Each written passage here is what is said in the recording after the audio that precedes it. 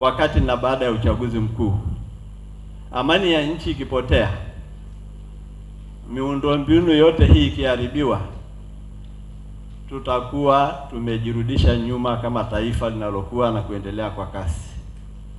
Watanzania wenzangu, wana East Africa wenzangu, naombeni kwa taifa kama hili la Tanzania, tunaamini kwamba kuna namna bora zaidi ya kutatua changamoto zetu, za vijana wetu, za watu wenye dukuduku zao kwa yale ambayo wanaona hayako sawa, zaidi ya kuharibu miundombinu na kufanya maandamano yenye kuleta kasia na yenye kuleta vurugu na fujo ndani ya nchi.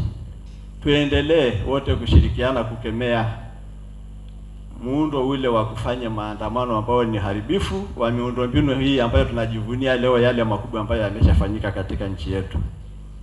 Nimalizie kwa kusema kwamba nawatakia washindi wote wa tuzo zitakazotolewa hapa mafanikio zaidi, na waendelee kuleta mabadiliko chanya katika sekta hii ya ujenzi na miundombinu. Na kwa niaba ya serikali ya Jamhuri ya Muungano wa Tanzania, ninawashukuru waandaaji kwa mara nyingine tena, na washukuru wadhamini wote na wote mlioshiriki katika kuandaa tukio hili ambalo ni la muhimu, ni la kihistoria kwa mara ya 4, na wote ambao mmeweza kuja kushiriki hapa leo, wadau wa sekta binafsi, wadau wanaotokana na taasisi za umma ambazo ziko katika jamhuri yetu, kwa sababu hatujapata muda wa kufahamu nani yupo, lakini natambua uwepo wa kila mmoja, na kuwepo kwenu hapa ni ushahidi kwamba tunatambua kazi kubwa na muhimu inayofanywa na taasisi hii ambayo imetukusanya leo jioni hii ili kusherehekea mafanikio katika sekta ya ujenzi wa miundombinu. Ndugu zangu, baada ya kusema hayo, kwa kuchukua nafasi hii kutaka kujua zaidi kuhusu uhusiano kati ya Wizara ya Madini na sekta hii ya ujenzi na miundombinu, kwa sababu kila kitu wanachotumia wajenzi kwa asilimia zaidi ya 90 kinatokana na madini. Kwa nazungumza wakati nilipokuwa natoa hotuba rasmi pale ndani kwamba wanahitaji mchanga, wanahitaji mawe, wanahitaji kokoto, na yote ni madini ujenzi. Lakini pia wanahitaji bidhaa za viwandani zinazotengenezwa kutokana na madini. Wanahitaji marumaru, wanahitaji kutengeneza tiles, wanahitaji kaolini, wanahitaji nondo, wanahitaji mabati na misumari. Yote ni bidhaa zinazotokana na madini. Na sisi kama Wizara ya Madini tumedhamiria na tumekusudia kutumia rasilimali madini ambayo tunayo kwa wingi katika ardhi yetu ya Tanzania kuhakikisha kwamba inakwenda kuwanufaisha Watanzania. Tunaenda sasa kutoka katika kuruhusu wageni kutoka nje wachimbe madini na kupeleka kwenda kuchakata kwao, kwenda kwenye hatua ya kuchimba, kuchakata hapa nchini na kutengeneza bidhaa ambazo zinahitajika kwa wingi na Watanzania, hasa kwenye sekta hii ya ujenzi na miundombinu. Kwa hiyo moja kwa moja niwaambie kwamba tunavyokwenda kujipanga na commitment yetu ni kuendelea kuboresha sera zetu, kuendelea kuboresha kanuni zetu, ili mazingira rafiki yazidi kutengenezwa kwa watumiaji wa rasilimali madini katika kuendeleza taifa letu na kujenga uchumi wetu kutokana na bidhaa hizo ambazo hufanywa biashara ndani na nje ya nchi. Sisi wenyewe katika sekta ya madini huwa kabla mtu hajapewa leseni lazima aonyeshe taarifa ya athari za mazingira za uchimbaji anaokwenda kufanya. Kama ni uchimbaji mdogo, anatakiwa atengeneze taarifa inayojulikana kama Environmental Protection Plan. Kama ni uchimbaji mkubwa, anafanya EIA, ile taarifa ya kina kabisa, kuonyesha kwamba baada ya uchimbaji wake mgodi huu ataufukiaje au ataurepeaje ili mazingira yale ya asili au yaliyo bora zaidi yaweze kutengenezwa.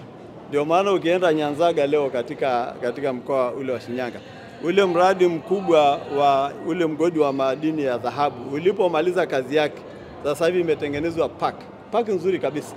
Ule mlima uliotokana na yale mabaki unatengenezwa, unakuwa mzuri, kivutio cha kupanda miti, kutengeneza bustani za kupumzikia, na hivyo mazingira yale yanaweza hata yakaja yakawa na manufaa mengine ya kiuchumi kwa watu watakaotumia huduma za starehe katika eneo lile. Hata wachimbaji wadogo, kama alikata miti, akimaliza uchimbaji lazima apande tena miti. Kama alichimba, hatakiwa achwe mashimo ambayo yanazagaa ovyo na kuwa mabaya kwa mazingira.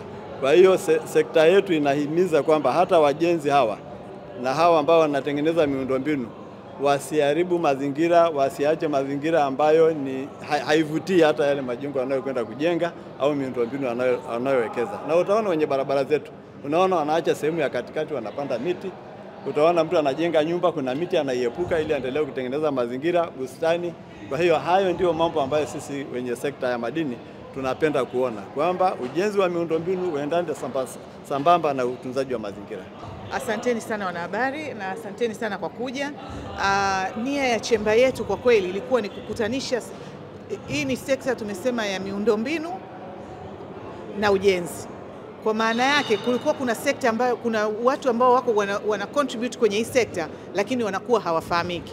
For instance, mtu anayetengeneza matofali au mtu, yani ilikuwa inaonekana kama ni wakandarasi tu ndio wanaotakiwa kuwepo kwenye sekta ya ujenzi. Lakini hapana, hii sekta umeona hapa Mheshimiwa Waziri, Naibu Waziri ametuelezea kwamba hata sekta ya madini iko ndani ya sekta ya ujenzi. Kwa hiyo nia ilikuwa ni kukutanisha wadau wote, iwe ni wanahabari, iwe ni watu wanaotengeneza bidhaa ambazo zinasaidia ujenzi kufanyika. Basi tukutane wote kwa pamoja, tujadiliane na tuone ni namna gani tuweza kusonga mbele kama taifa, kwa sababu wote tunahitajiana.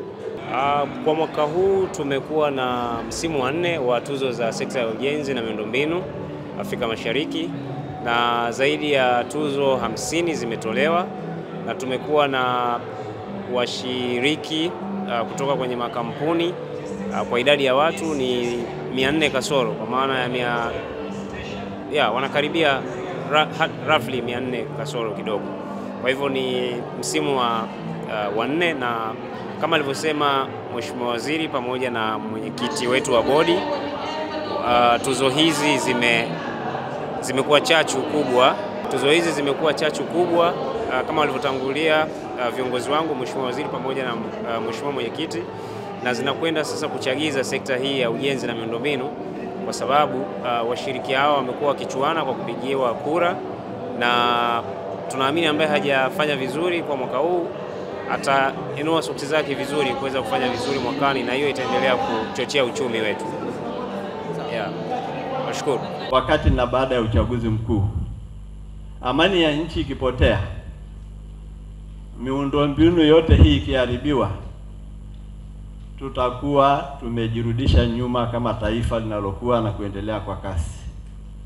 Watanzania wenzangu, wana East Africa wenzangu, naombeni, kwa taifa kama hili la Tanzania, tunaamini kwamba kuna namna bora zaidi